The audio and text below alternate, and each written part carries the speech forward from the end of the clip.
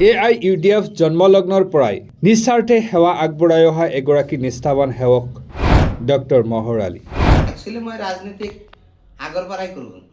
যেতিয়া AIUDF দল গঠন হ'ল তেতিয়াৰ পৰা মই এই দলৰ লগত জড়িত আৰু বিভিন্ন টাইমত বিভিন্নভাৱে মই এই দলক সহায় কৰি আছোঁ। ডক্টৰ মহৰ আলী মনে প্ৰাণে ভাল পাই থকা ৰাজনৈতিক দলটোৱে হ'ল AIUDF। AIUDFক ইমানেই ভাল পায় যে নিজ বাসগৃহৰ এটি আহল বহল কোঠালি AIUDFৰ কাৰ্যালয় হিচাপে বিনা ভাড়াত চুক্তি কৰি দিয়ে।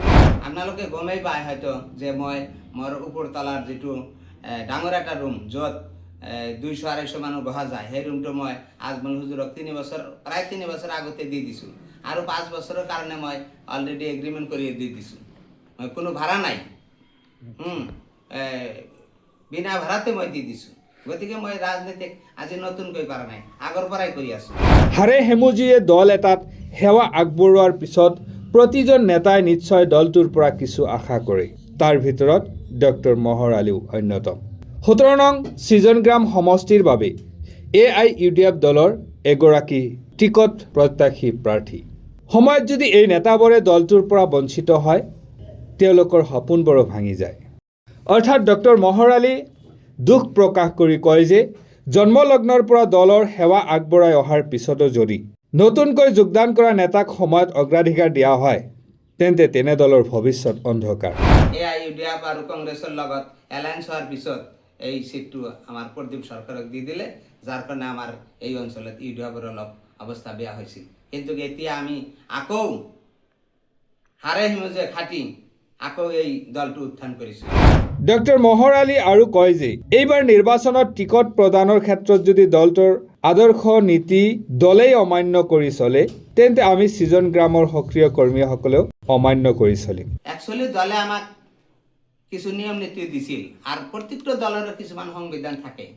তা আমাৰ দলৰ পৰা আমাক নিয়ম দিছিল যে 30 জানুৱাৰীলৈকে last date, form fill up কৰিব লাগিব, যিকোনো বেংকৰ পৰা 50,000 টকা ড্ৰাফট কাটিব লাগিব, কাটি গুৱাহাটী হাতীগাঁৱত মুখ্য কাৰ্যালয়ত জমা দিব লাগিব। সেইমতে আমি 9জন প্ৰাৰ্থী তাতে জমা দিছোঁ। এতিয়া দলে যদি সংবিধান ভাঙি যদি বেলেগ মানুহক টিকিট দিয়ে, তেনেহ'লে আমাৰ এই 9জন প্ৰাৰ্থীও যে সংবিধান নাভাঙিব, ইয়াৰ কোনো মানে নাই। টিকটৰ বাবে শেষলৈ যুঁজ চলাই থাকিব ডক্টৰ মহৰ আলী আৰু দলৰ সভাপতিক কজৰে অনুৰোধ কৰে যে সৃজনগ্ৰাম সমষ্টিৰ বাবে এগৰাকী পুৰণি কৰ্মীসকলৰ ভিতৰত অগ্ৰাধিকাৰ দিয়ে যায়। মইতো 3 বছৰৰ পৰাই ঘূৰি আছোঁ আৰু আগতেও মই কৈছিলোঁ যদি এই সৃজনগ্ৰাম সমষ্টিত কোনেও টিকিট নিবিচাৰে, মই ইনশাল্লাহ বিচাৰিম। সেইমতে মই 3 বছৰৰ পৰাই ঘূৰি আছোঁ আৰু এতিয়া অলপ বেছি ঘূৰি আছোঁ। ৰাইজৰ মাজত বিপুল সঁহাৰি পাইছোঁ। ৰাইজে কৈছে আপুনি টিকিট পালে জিতিব, কিন্তু টিকিট আনাটো হৈছে মেইন কথা।